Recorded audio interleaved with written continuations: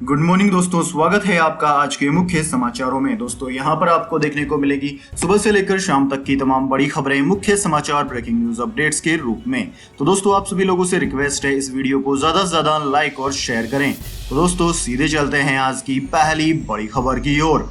प्रधानमंत्री नरेंद्र मोदी ने कहा, आपके आसपास का माहौल बना दिया जाता है कि परीक्षा ही सब कुछ है। यह सबसे बड़ी गलती है। यह जिंदगी का आखिरी मुकाम नहीं है। जी हाँ दोस्तों, प्रधानमंत्री नरेंद्र मोदी ने परीक्षा पे चर्चा कार्यक्रम के तहत बच्चों से बातचीत की। प्रधानमंत्री ने कहा कि उम्मीद है कि परीक्षा की तैयारी अच्छी चल रही होगी। यह पहला वर्चुअली प्रोग्राम है। हम 1.5 साल से कोरोना के साथ जी रहे हैं। मुझे आप लोगों से मिलने का लोभ छोड़ना पड़ रहा है। नए फॉर्मेट में आपके बीच आना पड़ रहा है। आपसे न मिलना मेरे लिए बहुत बड़ा लॉस है। फिर भी परीक्षा तो है ही, अच्छा है कि हम इस पर चर्चा करेंगे। दोस्तों प्रधानमंत्री नरेंद्र मोदी ने इस दौरान छात्रों से जुड़ी समस्याएं भी सुनी और परीक्षा की किस तरीके से तैयारी करनी चाहिए, किस तरीके से स्ट्रेस को हैंडल करना चाहिए, इन सब चीजों पर बात की। और उन्होंने यहाँ तक भी कहा कि यह परीक्षा ही आपके जीवन में सब कुछ नहीं है, इसलिए परीक्षा की ज्यादा टेंशन नहीं लेनी चाहिए। इसके बाद दोस्तों अगली बड़ी खबर, 100 करोड़ की वसूली में वजह का कबूलनामा। एनआईए से कहा, देशमुख ने 1600 रेस्टोरेंट बार में वसूली और एक मंत्री ने 50 बिल्डरों से 2-2 करोड़ लाने के दिए थे ऑर्डर। जी हाँ दोस्तों, एंटीलिया केस में राष्ट्रीय जांच एजेंसी एनआईए ने बुधवार को पूर्व एपीआई सचिन वजह को स्पेशल कोर्ट में पेश किया। जांच एजेंसी की मांग पर कोर्ट ने वजह की कस्टडी 9 अप्रैल तक बढ़ा दी है। वजह के साथ मनसुख हिरेन की हत्या के मामले में गिरफ्तार पूर्व कांस्टेबल विनायक सिंधे और क्रिकेट बुकी विनायक सिंधे को भी स्पेशल कोर्ट में पेश किया गया। दोस्तों कोर्ट ने दोनों को भी न्यायिक हिरासत में भेज दिया है। उधर एनआईए की पूछताछ में सचिन वजे ने महाराष्ट्र के पूर्व गृह मंत्री अनिल देशमुख और मंत्री अनिल परब के बारे में बड़े खुलासे किए हैं। सूत्रों के मुताबिक एनआईए को दिए लिखित बयान में वजे ने माना कि अनिल देशमुख ने उससे बार और रेस्टोरेंट से वसूली करने के लिए कहा था। वजह ने कहा कि उन्होंने कहा था कि मुझे 1600 बार रेस्टोरेंट से वसूली करनी है। वजह ने यह भी कहा कि उसने वसूली से इनकार कर दिया था। सचिन वजह ने अपने बयान में कहा कि एनसीपी चीफ शरद पवार ने उनकी बहाली का विरोध किया था। वे चाहते थे कि वजह की बहाली रद्द कर दी जाए। यह बात खुद अनिल देशमुख ने उन्हें बताई थी। देशमुख ने कहा था कि वह शरद पवार को मना लेंगे, हालांकि इसके बदले देशमुख ने वजह से 2 करोड़ रुपए मांगे थे। वहीं दोस्तों बुधवार को मुंबई के पूर्व कमिश्नर परमबीर सिंह से तकरीबन 3.5 घंटे पूछताछ हुई। सचिन वजह की सीधी रिपोर्टिंग परमबीर सिंह को थी। जिलेटिन से भरी स्कॉर्पियो बरामदगी के बाद वजह को इसकी जांच सौंपने वाले भी परमबीर सिंह ही थे। इसी वजह से परमबीर को पूछताछ के लिए बुलाया गया था। परमबीर सिंह को फिलहाल होमगार्ड विभाग की जिम्मेदारी दी गई है। इसके बाद दोस्तों अगली बड़ी खबर, 11 अप्रैल से सभी ऑफिसों में लगवाई जाएगी कोरोना वैक्सीन।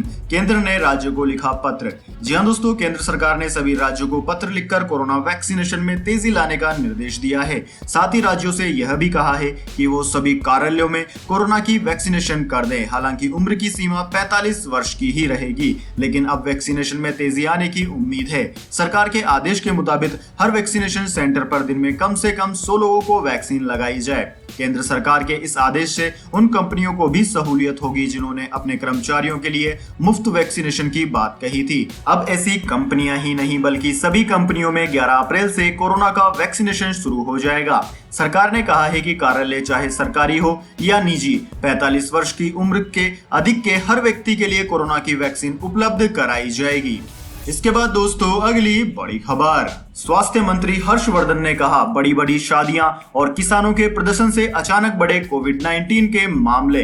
जी हाँ दोस्तों, भारत में कोरोना वायरस के बढ़ते प्रसार के बाद केंद्रीय स्वास्थ्य मंत्री डॉक्टर हर्षवर्धन ने मंगलवार को उन 11 राज्यों और केंद्र शासित प्रदेशों के स्वास्थ्य मंत्रियों के साथ बैठक की, जहां लगातार कोरोना में मामले तेजी से बढ़ रहे हैं। इस दौरान उन्होंने कोविड-19 के नए मामलों में अचानक वृद्धि की वजहों की भी जानकारी दी।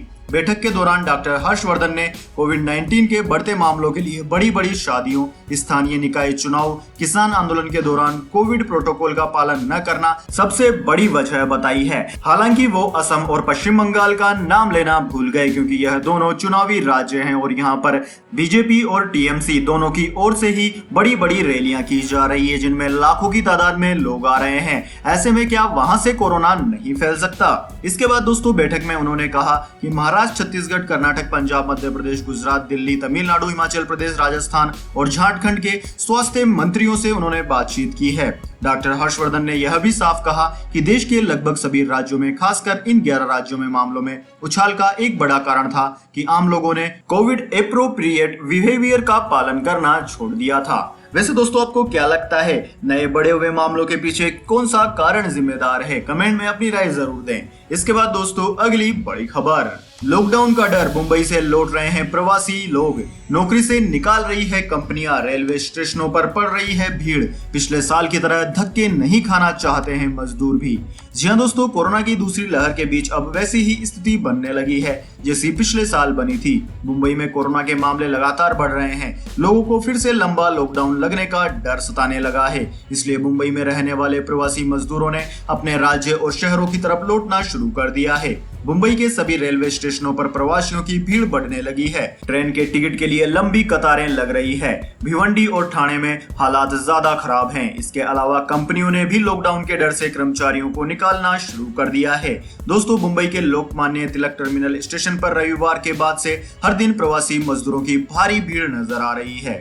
इसके बाद दोस्तों, अगली बड़ी खबर, एस्ट्राजेनेका की कोरोना वैक्सीन से खून का थक्का जमने का बड़ा डर, ऑक्सफोर्ड ने रोका बच्चों का ट्रायल।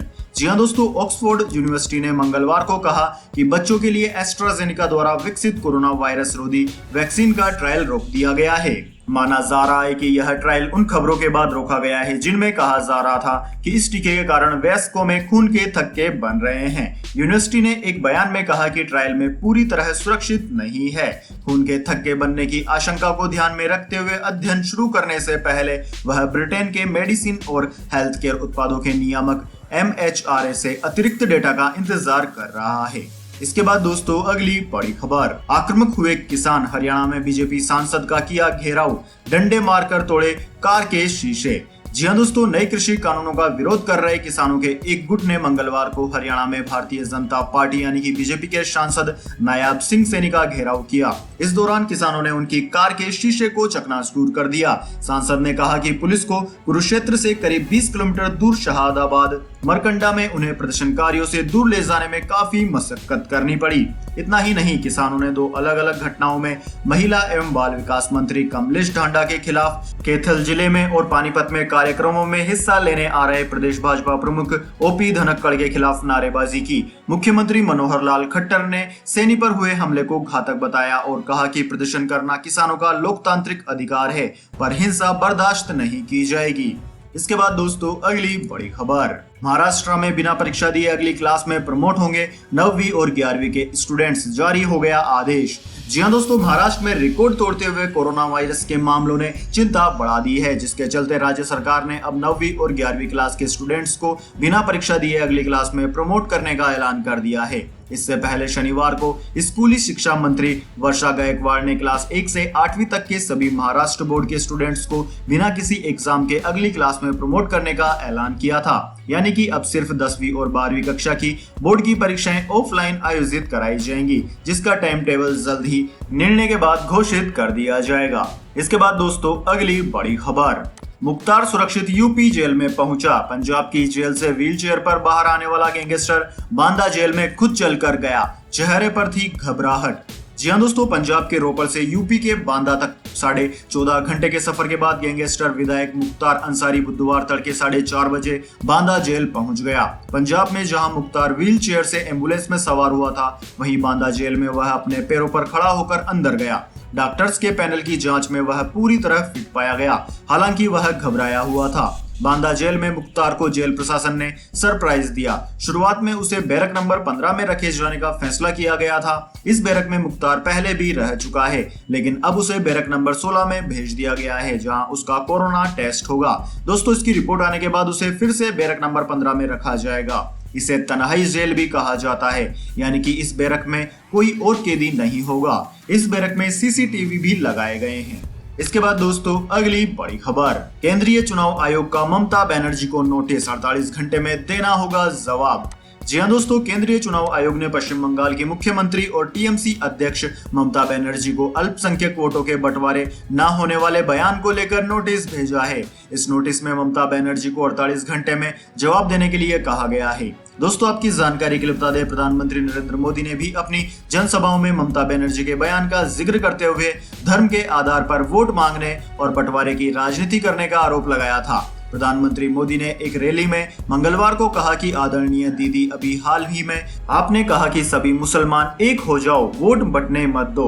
उन्होंने आगे कहा, लेकिन अगर हमने ये कहा होता कि सारे हिंदू एकजुट हो जाओ, बीजेपी को वोट दो, तो हमें चुनाव आयोग के 8-10 नोटिस मिल गए होते। सारे देश के संपादकीय हमारे खिलाफ होते।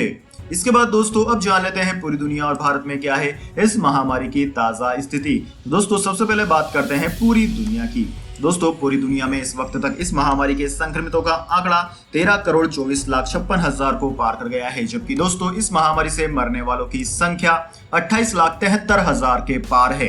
दोस्तों, इस महामारी का सर्वाधिक असर अमेरिका पर हुआ है। अमेरिका में इस वक्त तक 3,08,70,000 से ज्यादा संक्रमित मरीज सामने आ चुके हैं। वहीं दोस्तों अमेरिका के बाद में Brazil, India, France, Russia, United kingdom, Italy, Turkey, Spain ऐसे देश हैं जो कि इस महामारी से सर्वाधिक प्रभावित हुए हैं। इसके बाद दोस्तों जान लेते हैं क्या है भारत के हालात। लेकिन उससे पहले दोस्तों मेरी आपसे एक छोटी सी रिक्वेस्ट है, अगर दोस्तों आपको अभी तक हमारी न्यूज पसंद आई है तो इसे एक छोटा सा लाइक जरूर दे दें, और अगर आपको पसंद नहीं आई है तो बेशक आप डिसलाइक भी कर सकते हैं। लेकिन दोस्तों लाइक और डिसलाइक जरूर कीजिए, क्योंकि दोस्तों यही हमारी मेहनत का फल होता है और इसी से हमें पता चलता है कि आपको हमारी वीडियो पसंद आई है या नहीं। तो दोस्तों जल्दी से जान लेते हैं क्या है भारत के हालात।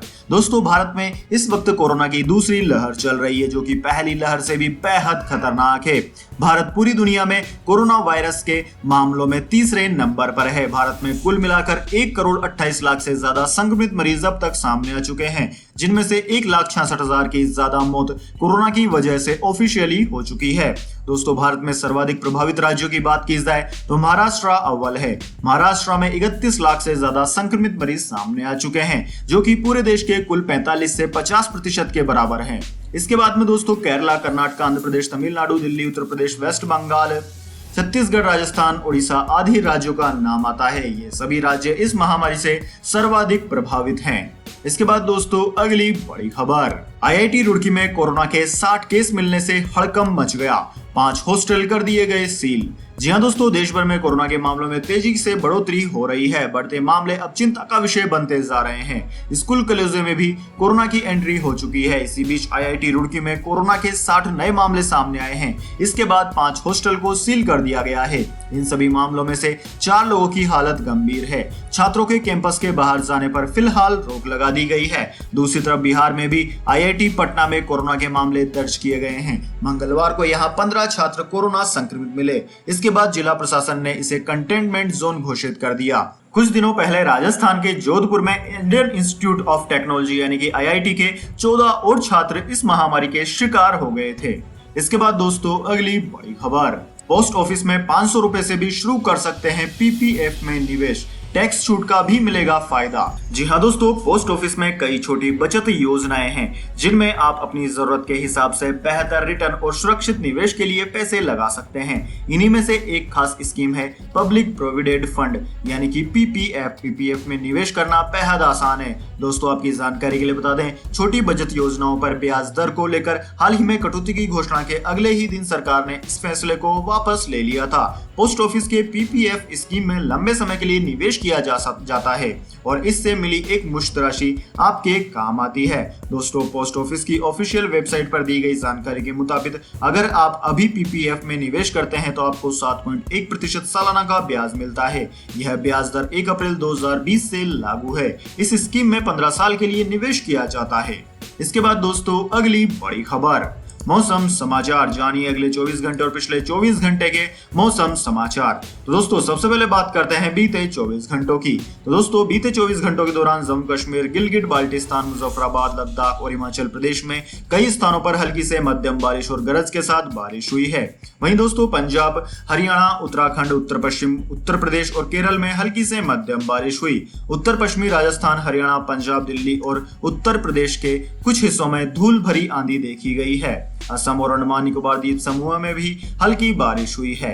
वहीं दोस्तों आगामी 24 घंटे की बात की जाए तो आने वाले 24 घंटों के दौरान दिन और रात के तापमान में उत्तर पश्चिमी भारत और देश के मध्य भागों में और गिरावट आने की संभावना है। अगले 24 घंटों तक पश्चिमी हिमालय पर छुटपुट हल्की से मध्यम बारिश जारी रह सकती है और इसके बाद काफी कमी आ सकती है। वहीं दोस्तों हीट वेव के पूरे देश से दूर होने की उम्मीद है।